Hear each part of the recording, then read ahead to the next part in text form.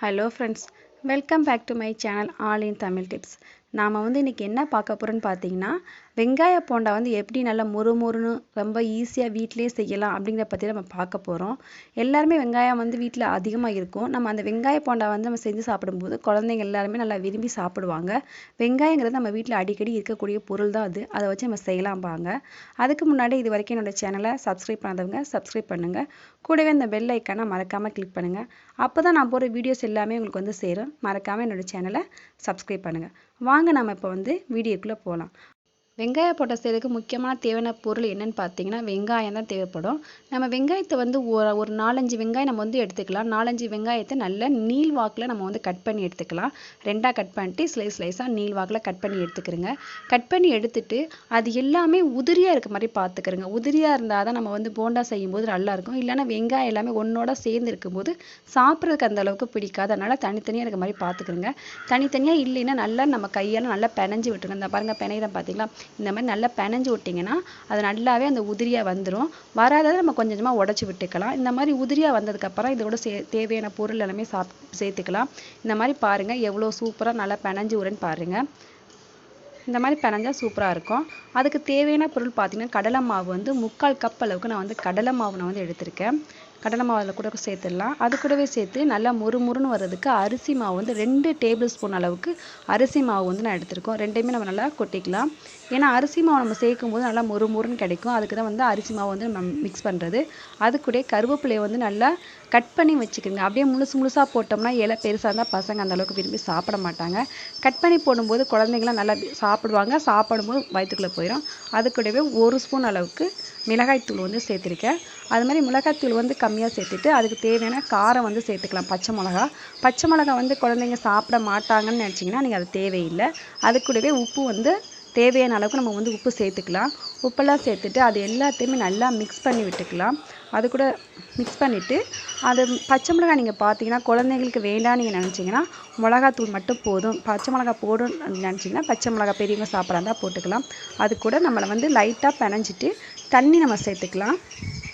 ஏன்னா அவ்வளோ நம்ம எண்ணெயில் பொரிக்கும் போது வராது. அந்த மாவு உருண்டை பண்ணுற அளவுக்கு நமக்கு தண்ணி தேவைப்படும். அதனால் நல்லா பெனஞ்சிட்டு ஃபஸ்ட்டு நம்ம நல்லா பெனஞ்சிட்டு, ஏன்னா வெங்காயத்தில் ஈரம் இருக்கும் இல்லைங்களா, அதனால் ஃபஸ்ட்டு பெனஞ்சிட்டு அதுக்கப்புறமா வெங்காயத்தை தண்ணி ஊற்றி நம்ம பெனஞ்சிக்கலாம். இப்போ நீங்கள் பார்த்தீங்கன்னா தண்ணி ஊற்றி பெனஞ்சாச்சு. இப்போ அந்த உருண்டை பிடிக்கிற அளவுக்கு அந்த வெங்காயத்தில் தண்ணி இருக்குது. உருண்டை பிடிக்கிற மாதிரியும் இருக்குது. நம்ம எல்லாத்தையுமே நம்ம சின்ன சைஸாக நமக்கு எந்த சைஸில் வேணும் நம்ம விருப்பப்படுறோமோ அந்த சைஸில் நம்ம வெங்காயத்தை உருட்டி எடுத்துக்கலாம். நம்ம நிறைய கடலை மாவு போட்டோம்னா வெங்காயத்து ஃபுல்லாக அந்த கடலை மாவு தான் ஃபுல்லாக இருக்கும். அப்போ சாப்பிடும்போது அந்த மாவாக இருக்கிற மாதிரி இருக்கும். அதனால் நீங்கள் மாவு நிறையா சேர்க்காதீங்க. ஒரு 4-5 வெங்காயத்துக்கு 3/4 கப் அளவுக்கு மாவு போதும். இப்போ உருண்டை எல்லாமே பிடிச்சாச்சு. ஒரு கடாயில் நம்ம எண்ணெய் ஊற்றி காய வச்சுக்கலாம். எண்ணெய் நல்லா காஞ்சிச்சான்னு பார்த்துட்டு அது கூட நம்ம உருட்டி வச்சுக்க வெங்காயத்தை எல்லாமே அது கூட சேர்த்துடலாம். இந்த வெங்காயம்லாம் பார்த்தீங்கன்னா மாவு கம்மியாகவும் வெங்காயம் நல்லா நிறையாவே இருக்குது. இப்போ நம்ம ஓரளவு காஞ்சிருச்சு. இப்போ நம்ம வச்சுருக்க உருண்டை எல்லாத்தையுமே அந்த எண்ணெய் கூட சேர்த்துடலாம். எண்ணெய்க்குள்ளே சேர்த்து நல்லா பொரிச்சு எடுத்துடலாம். பாருங்கள் எண்ணெய் எல்லாமே ஃபுல்லாக போட்டாச்சு. எண்ணெய் எல்லாமே நல்லா காஞ்சி நல்லா பொன்னிறமாக வர பார்க்குது. ஃபஸ்ட் நம்ம ஒரு தடவை போட்டுட்டு நம்ம ஸ்லோவிலே வச்சுக்கலாம். ரொம்ப ஸ்பீடாக வைக்கணுங்கிற அவசியம் கிடையாது. லோவிலே வச்சுட்டு நம்ம இது பண்ணி அந்த கொஞ்சம் பொன்னிறமாக மாறினதுக்கப்புறமா அந்த வெங்காய போண்டா எல்லாத்தையுமே திருப்பி விட்டுக்கிறங்க. அப்போ தான் 4 பக்கமே அந்த கலர் கிடைக்கும். இல்லைன்னா நம்ம திருப்பி விடலன்னா அந்தளவுக்கு கிடைக்காது. இப்போ நீங்கள் பார்த்தீங்கன்னா எனக்கு ஓரளவுக்கு எல்லாமே நல்லா பொன்னிறமாக மாறிடுச்சு. அந்த மாறா சைடு நம்ம கொஞ்சம் லேசாக திருப்பி விட்டுக்கலாம். இப்போ பொன்னிறமாக வந்ததுக்கப்புறமா இந்த பார்த்தீங்கன்னா இந்த அளவுக்கு இருந்தால் போதுமானது. இப்போ நம்ம வெங்காய போண்டா நம்ம ஒரு பிளேட்டில் மாற்றிக்கலாம். இப்போ அதுக்கு எல்லாத்தையுமே நம்ம எடுத்துடலாம்.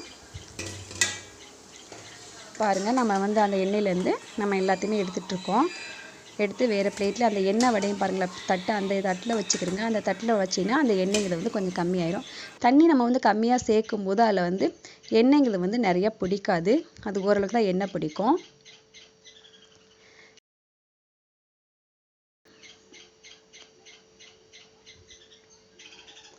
இப்போ நமக்கு பார்த்தீங்கன்னா வெங்காய போண்டா ஃபுல்லாகவே ரெடி ஆயிடுச்சு. இப்போ நீங்கள் பார்த்தீங்கன்னா இதில் வந்து எண்ணெய்ங்கிறது வந்து நம்மளாம் அந்த அளவுக்கு அதிகமாக எண்ணெய்லாம் வந்து பிடிக்கவே இல்லை. சாப்பிட்றதுக்கும் நல்லா மொறுமொறுன்னு இருக்குது. ஏன்னா நம்ம வந்து அரிசி மாவுலாம் கலக்கும் போது அந்த மொறுமொறுப்பு தன்மை வந்து ரொம்பவே நல்லாவே இருக்குது. நீங்களும் உங்கள் வீட்டில் வந்து ட்ரை பண்ணி பாருங்கள். குழந்தைங்க வந்து ரொம்ப விரும்பி சாப்பிடுவாங்க. காரங்கிறது எல்லாமே கம்மியாகவே இருக்குது. நீங்கள் ட்ரை பண்ணி பார்த்துட்டு எப்படி இருந்துச்சு அப்படிங்கிறத எனக்கு கண்டிப்பாக கமெண்ட்டில் வந்து எனக்கு எழுதி அனுப்புங்க. இந்த வீடியோஸ் வந்து உங்களுக்கு பிடிச்சிருந்துச்சுன்னா லைக் பண்ணுங்கள், ஷேர் பண்ணுங்கள், கமெண்ட் பண்ணுங்கள். இது வரைக்கும் என்னோட சேனலை சப்ஸ்கிரைப் பண்ணுறவங்க சப்ஸ்கிரைப் பண்ணுங்கள். அப்போ தான் நான் போகிற வீடியோஸ் எல்லாமே உங்களுக்கு கிடைக்கும்.